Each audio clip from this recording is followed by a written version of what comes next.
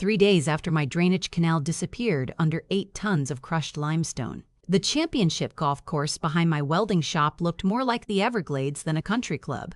Fairways vanished beneath brown water. Mosquitoes buzzed around million-dollar patios. Homeowners stood in ankle-deep floodwater wearing designer loafers they clearly regretted choosing that morning. And somehow people still insisted I had overreacted. Maybe I did. Or maybe when someone destroys the one system keeping an entire neighborhood dry, they shouldn't be surprised when nature reminds everyone who's really in charge. My name is Daniel Mercer, and for over 40 years I've owned a little marine welding shop tucked into one forgotten corner of a gated waterfront community outside Sarasota, Florida. Long before the Mediterranean mansions arrived with their imported palm trees, clay tile roofs, private yacht slips, and perfectly trimmed hedges, my father was already repairing shrimp boats on that property. When he retired, I took over. It was never glamorous. My building was corrugated steel, stained concrete, and smelled like aluminum dust, diesel fuel, and hot metal. Every morning I unlocked the same faded blue doors before sunrise, poured burnt coffee into an old thermos, flipped on the radio, and started bringing broken boats back to life. I wasn't trying to impress anyone. I just wanted honest work. Most of the original fishermen knew me by first name. The newer residents barely looked at me unless they needed their yacht fixed before a holiday weekend. That suited me just fine until Gregory Whitlock became president of the Harbor Crest Estates HOA. Gregory was one of those polished real estate attorneys who somehow managed to smile without looking friendly. He drove a black Range Rover that never seemed to collect dust, wore pressed golf shirts even on weekends, and talked about protecting community value the way pastors talk about salvation. The first time we met, he stood outside my shop with folded arms and said, "Daniel, your operation really doesn't match the vision we're trying to create here." I laughed because I honestly thought he was joking. "Neither do hurricanes," I told him. "Florida hasn't figured out how to stop those either." He didn't laugh. From then on, every board meeting seemed to produce another complaint. My trucks were too visible. My welding sparks looked industrial. My customers parked old pickups near expensive homes. Someone even complained that the sound of grinders interrupted their evening wine on the patio. Funny thing was, most of those same people brought me their broken docks, damaged boat lifts, bent propellers, and cracked aluminum rails whenever a storm rolled through. They wanted my work. They just didn't want to look at the man doing it. I ignored it because I'd learned years ago that pride is cheaper than lawyers. Then one Tuesday morning, I pulled into the shop just after 7 and saw 3 dump trucks backed up beside my drainage canal. At first, I figured the county had finally started maintenance, but then I noticed there weren't any county logos. Just a landscaping company I'd seen working inside Harbor Crest. Workers were unloading crushed limestone directly into my canal while an excavator pushed it flat like they were paving a driveway. I jumped out of my truck and waved both arms. "Hey, what in the world are you doing?" The foreman, a guy named Luis Ortega, climbed down from the excavator looking uncomfortable before he even spoke. "Morning, Mr. Mercer. I'm just following the work order." "Whose work order?" He hesitated for about 2 seconds before answering. "Mr. Fursick's. Whitlock said the drainage ditch is an eyesore. HOA beautification project." I looked at him, then at the growing pile of white stone disappearing into the canal my father had dug decades earlier. Did anybody think about asking the man who owns the property? Luis shifted his boots in the sand. "Sir, I'm paid to move dirt, not argue about deeds." I could hardly blame him. He wasn't the one making decisions. Still, I pulled out my phone and called Gregory. Straight to voicemail. I left one message, then another, no response. By lunchtime, the canal was completely buried beneath fresh limestone. Decorative grass had already been planted along the edge. And if you didn't know better, you'd think it had always looked that way. Around 1 o'clock, I heard the first strange gurgling beneath the concrete floor. 5 minutes later, salt water erupted from a floor drain beside my welding station. Then another. Within minutes, dirty brackish water spread across the shop, climbing over extension cords, soaking welding leads, swallowing toolboxes, and creeping toward 15 customer boats waiting for repair. I killed the power before anyone got electrocuted, but it was already too late. My primary MIG welder hissed once and died. The plasma cutter sparked blue before going silent forever. Air compressors tipped over. Shelves floated. Aluminum panels drifted slowly across the shop like abandoned rafts. I stood there knee-deep water watching 40 years of work disappear because somebody wanted prettier landscaping. I wasn't angry yet. Anger comes fast and burns out. What I felt was something colder. Confusion. I kept asking myself the same question. How could an attorney, someone who dealt with poverty every single day, approve construction without checking what that canal actually did? After the water finally stopped rising that evening, I locked the shop, drove home covered in mud and salt, opened the old fireproof cabinet my father had left behind, and started reading property records I hadn't touched in years. I expected insurance papers, maybe old surveys. Instead, I found something that changed everything. Buried inside a folder dated 1969 was the original lease agreement for the community's main stormwater pump station. It wasn't owned by Harborcrest. It wasn't owned by the county. It sat entirely on my land under a month-to-month lease that had quietly rolled over for decades. And without that pump, every road, every golf green, every waterfront mansion in the community would begin flooding within hours of high tide. I leaned back in my chair, stared at the yellow paperwork for a long time, and for the first time all day, I smiled. I must have read that lease agreement 20 times before I finally believed what I was seeing. My father had signed the original document with the county developer back when this place was mostly mangroves, shrimp docks, and empty shoreline. The subdivision didn't even exist yet. The agreement was simple, almost painfully simple. The pump station could remain on our property under a month-to-month lease. Either party could terminate it with proper written notice, and the tenant was responsible for maintaining access and preventing damage to the surrounding drainage infrastructure.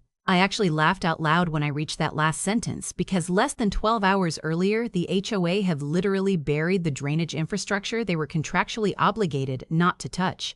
I made a pot of coffee even though it was nearly midnight and called my attorney, Rebecca Collins. First thing the next morning, Rebecca had handled my father's estate years earlier and knew every inch of our property records. When I told her what happened, she was quiet for a moment before saying, "Daniel, don't touch anything until I see those documents." She drove over within the hour carrying a legal pad and reading glasses. We spent nearly 3 hours comparing surveys, easement maps, lease amendments, and county engineering drawings spread across my old welding table. Finally, she leaned back, took off her glasses, and looked at me with the kind of expression lawyers only wear when they realize someone else has made an incredibly expensive mistake. "They don't have a perpetual easement," she said calmly. "They have a lease. That's a very different thing. You're sure?" I asked. "I've never been more sure of anything." She tapped the paragraph with her pen. "They also damaged the drainage channel feeding the pump system. That creates direct financial liability." I looked down at the soaked photographs of my ruined equipment lying beside the paperwork. $23,000 in machines destroyed. Nearly $30,000 more in canceled contracts because every boat owner needed repairs immediately and I couldn't do a thing. Some of those customers had already hauled their boats to shops an hour away. 40 years building a reputation, wiped out by one landscaping project. Rebecca slid a certified letter toward me. "If you want to terminate the lease, we'll do it correctly. No drama, no threats. Just follow the contract exactly as written." That's exactly what we did. Gregory Whitlock received the notice 2 days later, according to the postal receipt. Someone signed for it at the HOA office just before 10 in the morning. I didn't hear a word. No phone call, no apology, nothing. Later I found out Gregory had laughed during the board meeting, waved the letter in the air, and called it an emotional overreaction from an angry contractor. One homeowner even joked that I'd probably cool off after a few days. Rebecca wasn't surprised. "Arrogance usually arrives before consequences," she told me. The notice period expired quietly. No headlines, no dramatic confrontation. Just another humid Florida morning where the air felt heavy enough to drink. I unlocked the small electrical control building beside the pump station with the key that had hung on my workshop wall since my father retired. The motors hummed steadily beneath the concrete floor, pushing thousands of gallons of stormwater away from Harborcrest every hour. I rested my hand on the main disconnect switch for several seconds. I'll admit something most people probably wouldn't. I hesitated. I wasn't thinking about Gregory. I wasn't thinking about revenge. I was thinking about families eating breakfast inside those homes, kids getting ready for summer baseball practice, elderly couples walking their dogs. Most of them had never done anything to me. They simply trusted the wrong people to make decisions for them. Rebecca's voice echoed in my head. You're not creating the problem, Daniel. You're refusing to continue providing a service under a terminated agreement. That distinction mattered. I pulled the switch. The deep mechanical vibration faded until the room became strangely quiet. I locked the building again, slipped the key into my pocket, and walked back toward my shop. Nothing happened immediately. That's the funny thing about infrastructure. When it works, nobody notices. When it stops, the clock starts ticking quietly in the background. By late afternoon, my old friend Charlie Benson, who maintained irrigation systems for several Gulf communities, called me. Danny, you hearing what's happening over at Harbor Crest? I kept my voice even. Nope. Fairway 7 looks like somebody dumped a swimming pool on it. Drainage is not moving. I simply said, that's unfortunate. The following morning, another friend texted me a picture. The practice green had standing water across half the putting surface. Maintenance crews drove utility carts through ankle-deep mud trying to figure out where the backup started. Gregory blamed clogged storm drains. Contractors were called. Vacuum trucks arrived. Cameras were shoved into pipes. Nobody checked the pump because everyone assumed it was operating. But a second day, things changed from inconvenient to embarrassing. Green algae spread across decorative ponds that normally stayed crystal clear. The air near the clubhouse developed that unmistakable marsh smell every Floridian recognizes after heavy flooding. Mosquitoes multiplied so quickly that outdoor restaurant seating emptied before sunset. The tennis instructor canceled afternoon lessons because players refused to stand in clouds of insects. Social media exploded with homeowners posting pictures of flooded walking trails and asking why HOA dues kept increasing if basic maintenance couldn't be handled. Gregory responded with polished statements about unexpected environmental conditions and temporary drainage complications. Reading those updates almost made me feel sorry for him. Almost. Around noon, one of my former customers, retired Coast Guard Captain Walter Hayes, stopped by the shop carrying sandwiches. He looked around at my ruined equipment and shook his head slowly. You know, he said between bites, half the people complaining online have no idea your little shop has probably saved their boats after every hurricane for the last 20 years. I smiled. People usually don't think about welders until something breaks. Walter chuckled. Or pump stations. We both laughed at that one. By the morning of the third day, the situation became impossible to hide. High tide arrived just after sunrise. Without continuous pumping, stormwater had nowhere left to go. Ground floor condos closest to the golf course started taking on brown water through patio doors. Garages flooded. Decorative brick walkways disappeared beneath shallow pools reflecting expensive palm trees like mirrors. The smell reached my shop before lunchtime. A mixture of stagnant marsh water, fertilizer, sulfur, and decaying vegetation carried by the sea breeze. Sirens echoed through the neighborhood as maintenance crews, restoration companies, and plumbers rushed through the security gate one after another. I wasn't celebrating. Honestly, I spent most of that day rebuilding shelves inside my workshop and throwing away ruined tools that couldn't be salvaged. Every so often, another truck would race past heading toward Harbor Crest. Around 3 that afternoon, my phone rang. Gregory, his first call in nearly a week. I let it ring until voicemail answered. 30 seconds later, he called again. Then again. Rebecca texted me before I could respond. Don't answer. Let him come to you. She understood something Gregory never did. Control isn't about raising your voice. It's about deciding when the conversation begins. Just before sunset, I heard expensive tires crunch across the gravel outside my shop. Gregory climbed out wearing spotless rubber boots that looked like they'd been purchased an hour earlier. Beside him walked another woman in a navy business suit carrying a leather portfolio. She introduced herself before Gregory even spoke. Daniel, I'm Melissa Grant, outside counsel for Harbor Crest. Gregory didn't bother with greetings. His face was red, his sleeves rolled halfway up, and sweat darkened the collar of his golf shirt. Turn the damn pump back on. I looked up from the aluminum railing I was welding and calmly switched off my torch. The sudden silence seemed louder than the grinding had been. Good afternoon. Gregory, this isn't funny. No, I agreed. Flooding usually isn't. Melissa glanced from me to the stacked property file sitting on my workbench.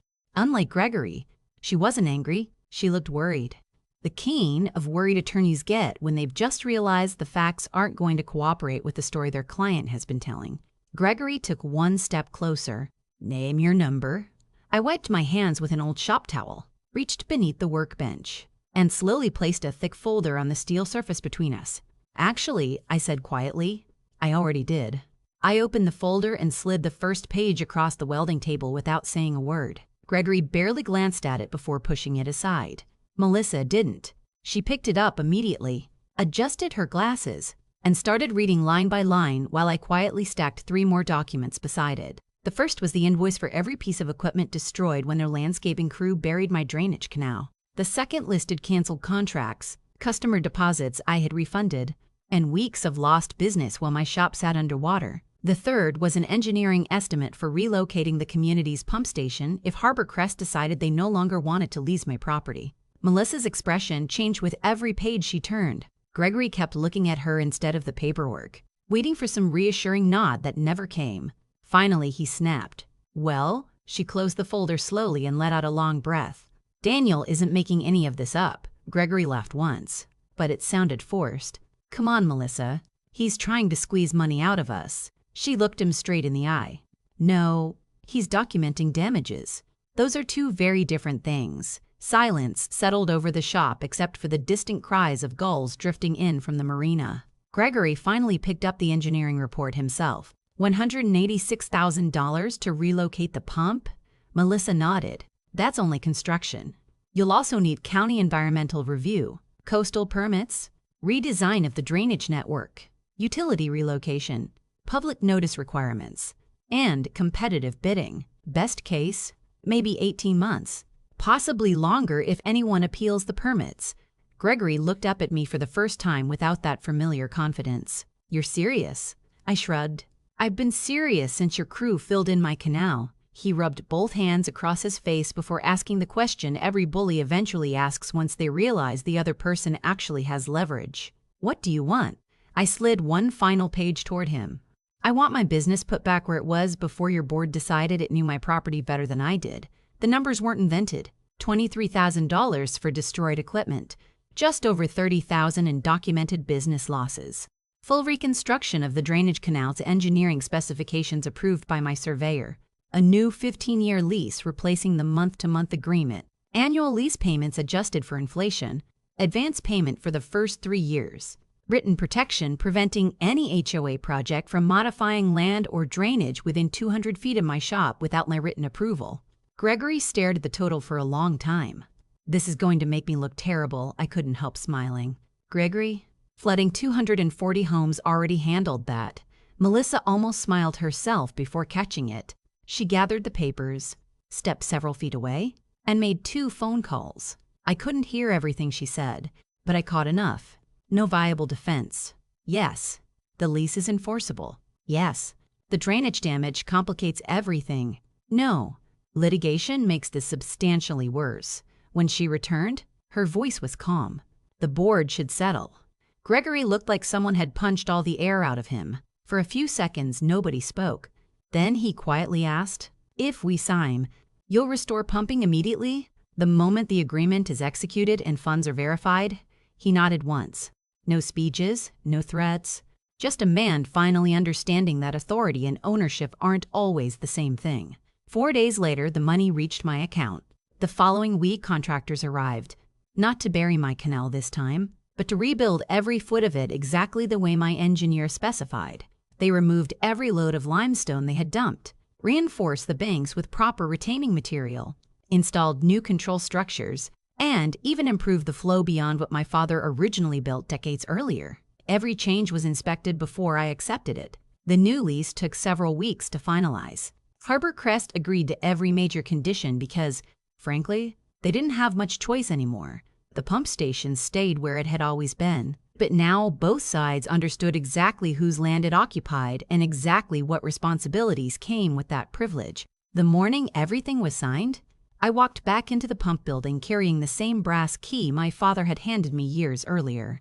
I rested my hand on the disconnect switch again, only this time there wasn't any anger left, just relief. I pushed the lever upward.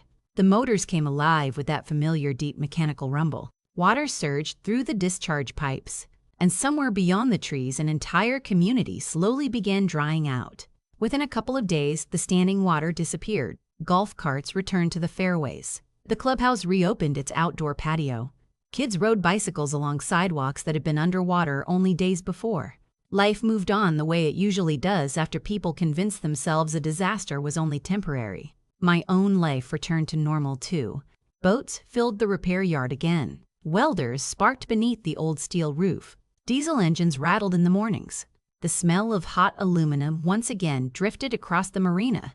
And surprisingly, nobody complained anymore. Gregory finished his term as HOA president, but he rarely spoke during meetings after that. Melissa occasionally stopped by the shop whenever one of her clients needed marine fabrication. And every Christmas she sent a handwritten card thanking me for handling everything professionally despite having every reason not to. Looking back now, people still ask whether shutting off the pump was worth all the trouble. My answer usually surprises them. It was never about revenge. Revenge burns hot and disappears quickly. Accountability lasts much longer.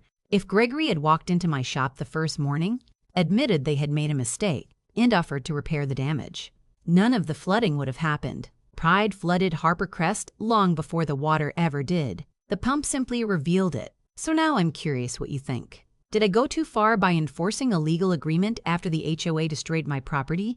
Or did the board create every consequence by assuming power meant ownership? Let me know where you stand in the comments. Because stories like this always seem to divide people right down the middle. And if you've ever dealt with an HOA, a difficult neighbor, or someone who thought they could simply ignore your property rights, share your experience below. I'd genuinely like to read it.